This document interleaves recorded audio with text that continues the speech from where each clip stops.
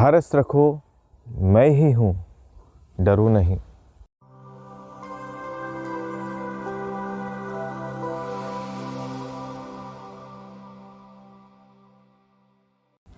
क्रिस्त में मेरे प्रिय भाइयों और बहनों, डर हमारे जीवन की एक ऐसी कमज़ोरी है जो हमें हमारी सफलता में बाधक बनती है। एक वाक्य में ऐसा कहा गया है, डर मृत्यु को नहीं रोक सकता लेकिन जीवन को ज़रूर रोक सकता है। यही हमारे जीवन में भी होता है। बचपन से लेकर बड़े होकर अगर दिन प्रतिदिन हम डर से प्रभावित होते गए तो कई सारे बार हमारी सफलता में ये डर अड़चन बन जाता है।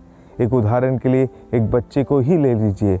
अगर वो शुरुआत में साइकिल चलाना सीख रहा है और अगर उसे बताया जाए और अगर वो एक बार गिर जाए और गिरने के बाद वो दोबारा साइकिल चलाने ना लगे तो कभी साइकिल चलाना सीख नहीं सकता। ऐसे ही कई सारे उदाहरण हमारे ज़िंदगी में हैं जो हमें डर से प्रभावित करते हैं, और जब डर हमारे जीवन में आ जाता है तो हमारी जो सफलता की कड़ी है वो टूटने लगती है। आज के पवित्र सुसमाचार में हम शिष्यों के डर के बारे में सुनते हैं। कल के सुसमाचार में हमने देखा कि प्रभु उनके साथ उपस्थित होकर रोटियों का चमत्कार करते हैं। वे 5 रोटियों और 2 मछलियों से 5000 से ज़्यादा लोगों को खिलाते हैं। कहने का तात्पर्य यह है कि ईश्वर की उपस्थिति में किसी भी चीज़ की चिंता करने की ज़रूरत नहीं, क्योंकि प्रभु हमारे साथ है। लेकिन आज के सुसमाचार में जब हम देखते हैं कि रात्रि के समय जब यीशु समुद्र पर चलकर शिष्यों के पास आते हैं, शिष्य उन्हें एक प्रेत समझकर डर जाते हैं, तब यीशु उनसे कहते हैं, डरो नहीं। मेरे प्रिय भाई बहनों, कुछ दिनों पहले हमने क्रिसमस का महापर्व मनाया।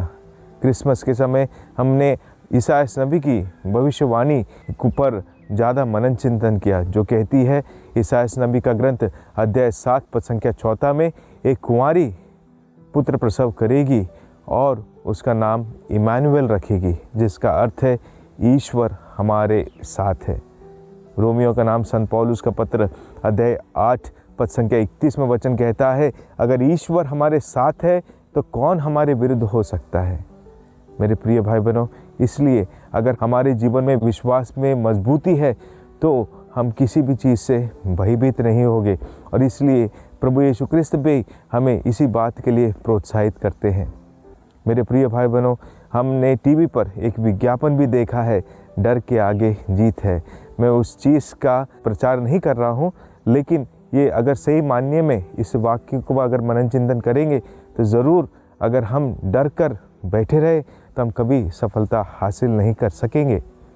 यीशु के जीवन में भी अगर हम देखेंगे, जो उनकी प्राण पीड़ा के समय में लूकास का सुसमाचार अध्याय 22 पद संख्या 42 में प्रभु यीशु क्रिस्त भी शायद मृत्यु से डर कर प्रभु पिता से कहते हैं कि हे पिता, अगर तू चाहे तो यह प्याला मुझसे दूर कर दे, लेकिन मेरी नहीं तेरी इच्छा पूरी हो। इसलिए मेरे प्रिय भाई बहनों, इस नए वर्ष में हम लोगों ने प्रण किए हैं, कई सारी चीज़ों को करने का हमने प्रण किया है। आगे कई सारी कमज़ोरियाँ, कई सारी परेशानियाँ, कई सारी मुसीबतें शायद हमारे जीवन में आएगी, लेकिन हमें ये भरोसा रखना है कि प्रभु हमारे साथ है। प्रभु जिस हर समय जैसे शिष्यों के साथ बने रहे, उन्हें सिखाया, उन्हें अपनी कृपा से भर दिया, अपना आत्मा प्रदान किया, और वे बिना भय के आगे जाकर सुसमाचार प्रचार करने लगे। हमें भी प्रभु ने वही आत्मा दिया है।